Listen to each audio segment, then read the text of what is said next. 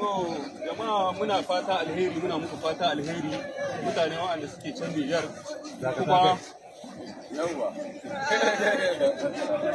kai da Allah ku bar haka ne.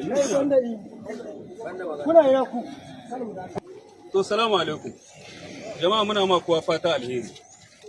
Abin da yake tare da mu da ku 'yan Nijar waɗanda suke sauraron mu da mu kuma waɗanda muke nan cikin Chadi. A takaice mu direbobi ne. Waɗanda muka hito daga Nijar direbobi na sitar zuwa Chadi. To, mun hito daga Nijar bisa ƙa'ida muka hito daga Nijar. Allah ya kawo mun shigo Chadi lahiya daga frontier da muka zo. Ba mu san menene muka zo da shi ba, ba mu san ne aka yi ba, mu dai takardunmu daidai. An turo iko sun zo sun ɗauke mu cikin kowace mota an samu iko mutum guda. Wannan iko su ne suka samu gaba har suka kawo mu Injamena. Yanzu ga muna cikin Injamena muna cikin wata na biyu. Ba mu san hawa ba mu san sabka ba. Ba mu san ba mi muka yi laihinmu ba mu san ba menene. An kawo mu an samu cikin wata gareji an rihe wurin an amshe kiloluwan motocinmu suna wajensu. Mutanen nan tun da suka kama wannan kaya namu suka tahi ba mu sake ganin su ba. So ɗaya sun ɗan kewo sun tahe su. Zaman da muke mu Nijeriyan ne da direbobi da yaranmu mu mutum 63 tun da muka zo nan wurin ba wanda ya san cinmu ba wanda ya san shanmu.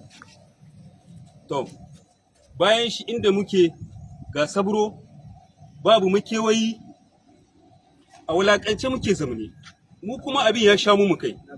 Bayan haka nan muna da responsibility ta motoci a saman wuyanmu da dukiyoyi na mutane a saman wuyanmu. Abun ga ya sha mu kai.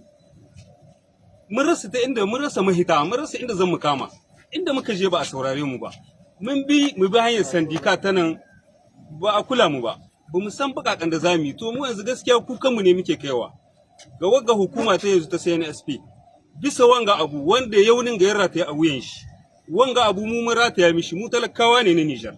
Kuma muna cikin matsala. Abinda muke so da ku dan Allah dan Annabi a samu mu hannu bisa ga situation. Muna son mu gane menene matsayin mu. Muna son mu ji menene hukumar Chad take so da mu.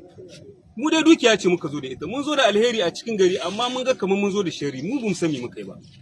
Fi sabilillah abinda muke so a diba situation kinmu, a diba matsayin da muke ciki, a gyara mu wanga abu. Wanga harka muna son a warware mu ita. Faske watan mu biyu muna cikin wata na biyu da mu da yaranmu iyalanmu mun baro su mu san yadda suke ba.